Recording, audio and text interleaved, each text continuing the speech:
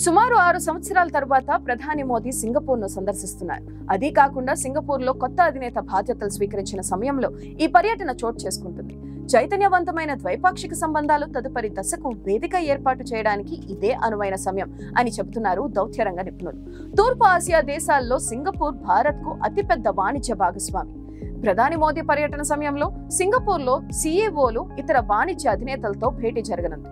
Brunei సుల్తాన్ హాజీ హసన్ అల్ Bolkiah ఆహ్వానంపై ప్రధాని మోదీ అక్కడ పర్యటన ముగియగానే సింగపూర్ పర్యటన మొదలు కానుంది. భారత్ సింగపూర్ మంత్రుల రౌండ్ టేబుల్ వ్యవస్థ కింద గుర్తించిన భాగస్వామ్యం కొత్త అంశాలపై ముందుకు సాగనుంది. భవిష్యత్తులో 2 దేశాలు మరింత పురోగతి సాధించనున్నాయని విదేశాంగ మంత్రిత్వ శాఖ సూచించింది. ప్రధాని నరేంద్ర మోదీ సింగపూర్లో జరపనున్న పర్యటనకు ముందు ఎంఈఏ ఈ వ్యాఖ్యలు చేసింది. సింగపూర్ ప్రధాని లారెన్స్ వాంగ్ ఆహ్వానంపై ప్రధాని మోదీ బుధ గురువారాల్లో ఆ దేశాన్ని సందర్శించనున్నారు. సింగపూర్ సందర్శనకు ముందు ప్రధాని మోదీ మంగళ బుధవారాల్లో బ్రూనైలో పర్యటించారు. ఆ సందర్భంగా ఆయనకు బ్రూనైలో ఘన స్వాగతం లభించింది. ఆ దేశ రాజధాని బందర్ సేరి బెగవాన్ విమానాశ్రయంలో దిగిన ఆయనకు క్రౌన్ ప్రిన్స్ హాజీ అల్ మహతాబీ బిల్లా ఘన స్వాగతం పలికారు. అనంతరం ప్రధానికి గార్డ్ ఆఫ్ హానర్ లభించింది. ఆపై బెగవాన్లోని ఓ హోటల్ కు వెళ్లగా అక్కడ భారతీయ కమ్యూనిటీకి చెందిన ప్రజలు ఆయన్ను సాదరంగా ఆహ్వానించారు. అనంతరం బ్రూనైలో భారత హై కమిషన్ కొత్త భవనాన్ని మోదీ ప్రారంభించారు. ఈ కార్యక్రమానికి హాజరైన ప్రవాస భారతీయులను ఉద్దేశించి మాట్లాడారు. ఇరు దేశాల మధ్య ద్వైపాక్షిక సంబంధాలను బలోపేతం చేసేందుకు వారు అందిస్తున్న సహకారాన్ని అభినందించారు. భారత్ హై కమిషన్ కార్యాలయాన్ని ప్రారంభించిన అనంతరం మోదీ బందర్ సెరీ భగవాన్లోని ఒమర్ అలీ సైఫుద్దీన్ మసీదును సందర్శించారు. పర్యటనలో భాగంగా మోదీ బుధవారం బ్రూనై ప్రధానమంత్రి హసన్ అల్ బోల్కియాతో భేటీ కానున్నారు. ఈ సందర్భంగా అంతరిక్షం, ఇంధనం వంటి రంగాల్లో సహకారం విషయంలో డిస్కషన్ జరిగింది. కాగా భారత్ ప్రధాని బ్రూనైలో పర్యటించడం ఇదే తొలిసారి. 2024 నాటికి 2 దేశాల మధ్య దౌత్య సంబంధాలు మొదలై 40 ఏళ్లు పూర్తి కానున్నాయి. ఈ సందర్భంగా బ్రూనై ప్రధాని ఆహ్వానం మేరకు మోదీ ఆ దేశంలో పర్యటించారు. ఆపై ఆయన సింగపూర్ పర్యటనకు బయలుదేరారు. సింగపూర్ చూడ్డానికి చిన్నదే కావచ్చు, కానీ అక్కడి పౌరుల తలసరి ఆదాయం ఏటా దాదాపు 84 లక్షల రూపాయలుగా చెబుతున్నారు. సింగపూర్ అంటే మన దేశంలో అందరికీ సుపరిచితమే. ఈ రోజు ఆగ్నేయాసియాలో సింగపూర్ ముఖ్యమైన దేశం. ఈ దేశాన్ని ఇవాళ రేపు ప్రధాని నరేంద్ర మోదీ పర్యటించనున్నారు. మొత్తం 700 చదరపు కిలోమీటర్లో విస్తరించి ఉన్న ఈ దేశ జనాభా కేవలం 56 లక్షలు. కానీ సంపద విషయంలో మాత్రం ఈ దేశం ప్రపంచానికి దర్పణం పడుతుంది. తలసరి ఆదాయంలో ప్రపంచంలోనే 2వ స్థానంలో ఉంది. 2015లో ప్రధాని మోదీ సింగపూర్లో పర్యటించారు. పెరుగుతున్న చైనా ప్రభావాన్ని ఎదుర్కోవడానికి భారతదేశం ఆగ్నేసియా దేశాలతో తన సంబంధాలను నిరంతరం బలోపేతం చేస్తుంది. భారతదేశం సింగపూర్ మధ్య చాలా మంచి సంబంధాలు ఉన్నాయి. ఇరు దేశాల మధ్య పలు వ్యూహాత్మక ఒప్పందాలు కుదిరాయి. సింగపూర్ ప్రపంచ పటంలో కనుగొనడం కష్టంగా ఉన్న దేశం, కానీ నేడు ఇది ప్రపంచంలోని అన్ని పెద్ద కంపెనీలకు కేంద్రంగా మారింది. భారతదేశంతో పోలిస్తే ఈ దేశం చాలా చిన్నది. అతి తక్కువ కాలంలోనే తన అభివృద్ధి కథను రాసుకుంది.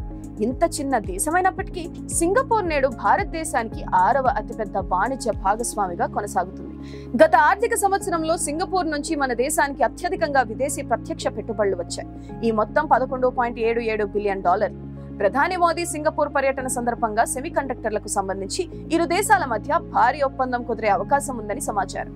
గత దశాబ్ద కాలంగా భారతదేశం సెమీకండక్టర్ పరిశ్రమలో విస్తృతమైన పెట్టుబడులు పెడుతుంది. మోదీ తన పర్యటన సందర్భంగా అక్కడి సీఈఓలందరితో ప్రసంగిస్తారు. ఈ సందర్భంగా సింగపూర్ గురించి తెలుసుకోవడం సమయోచితంగా ఉంటుంది. విస్తీర్ణ పరంగా చూస్తే భారత్ రాజధాని ఢిల్లీ అంత కూడా లేని చిన్న దేశం సింగపూర్.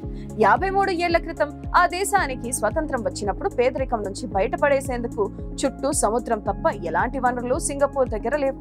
వ్యవసాయానికి పనికొచ్చే భూములు కానీ ఖనిజ నిక్షేపాలు కానీ లేవు. చాలా మంది ప్రజలు మురికివాడల్లోనే జీవించేవారు. అలాంటిది అతి తక్కువ కాలంలోనే శక్తివంతమైన సంపన్న దేశంగా సింగపూర్ ఎదిగి మరెన్నో దేశాలకు ఆదర్శంగా నిలుస్తుంది. పౌరుల సగటు జీతాన్ని లెక్కల్లోకి తీసుకుంటే ప్రపంచంలో ఆ దేశం 3వ స్థానంలో ఉంటుంది. రవాణా, భద్రత, ఉత్పాదకత, ఆరోగ్యం లాంటి అనేక అంశాల్లో సింగపూర్ ముందు వరుసలో ఉందని కన్సల్టింగ్ ఫర్మ్ జునిపర్ రీసెర్చ్ ఫలితాలు చెబుతున్నాయి. సింగపూర్ కాస్ట్ ఆఫ్ లివింగ్ పరంగా చూస్తే గత 5 ఏళ్లుగా సింగపూర్ ప్రపంచంలోనే అత్యంత ఖరీదైన నగరంగా నిలుస్తుందని ది ఎకనామిస్ట్ మ్యాగజైన్ చెబుతుంది. కానీ సింగపూర్ కథ స్వాతంత్రం రాకముందు గతంలో ఇలా లేదు. భారత్, ఆస్ట్రేలియా, మయన్మార్ లాంటి అనేక దేశాల మాదిరిగానే సింగపూర్ కూడా బ్రిటన్ పాలనలో ఉండేది. సింగపూర్ లో పెద్ద సంఖ్యలో బ్రిటన్ సేనలు తిష్ట వేసుకుని ఉండేవి. అందుకే దాన్ని జిబ్రాల్టర్ ఆఫ్ ది ఈస్ట్ అని పిలిచేవారు. కానీ 1942లో బ్రిటన్ ను జపాన్ చాలా అవమానకర రీతిలో ఓడించింది. 1944-45లో జపాన్ ఆక్రమిత సింగపూర్ పై అమెరికా యుద్ధ విమానాలు బాంబుల వర్షం కురిపించాయి. ఆ దాడిలో సింగపూర్ కు చెందిన అనేక పోర్ట్లు, వాణిజ్య సముదాయాలు ధ్వంసమయ్యాయి. అయినా సింగపూర్ అధైర్యపడలేదు. ఆ శిథిలాల నుంచే ఓ కొత్త చరిత్రకు శ్రీకారం చుట్టాలని నిర్ణయించుకుంది. మొదట బ్రిటన్ పాలన, ఆ తర్వాత జపాన్ ఆక్రమణ, ఆపై మలేషియా ప్రభుత్వ ఏర్పాటు. ఇవన్నీ ముగిశాక చాలా రోజుల తర్వాత సింగపూర్ స్వతంత్ర దేశంగా ఊపిరి తీసుకోవడం మొదలుపెట్టింది. ఆ దశలో సింగపూర్ ముందు ఎన్నో సవాళ్లు ఎదురయ్యాయి. ఆర్థికంగా ఎదగడానికి అక్కడ ఎలాంటి వనరులు లేవు. ఎక్కువ మంది ప్రజలు పూరి గుడిసెల్లోనే జీవించేవారు. ఇజ్రాయెల్ ను స్ఫూర్తిగా తీసుకుని తన పొరుగు దేశాలను వెనక్కి నెట్టి బహుళజాతి సంస్థలను ఆకర్షించడంలో సింగపూర్ విజయం సాధించింది. అందుకు మాజీ ప్రధాని లీ కువాన్ యూ పాలన కారణమైంది. సింగపూర్ తలరాతను మార్చిన నేతగా ప్రజలు ఆయన్ను దేవుడిగా కొలుస్తారు. 3 దశాబ్దాల పాటు ప్రధానిగా ఆయన సింగపూర్ ను నడిపించారు.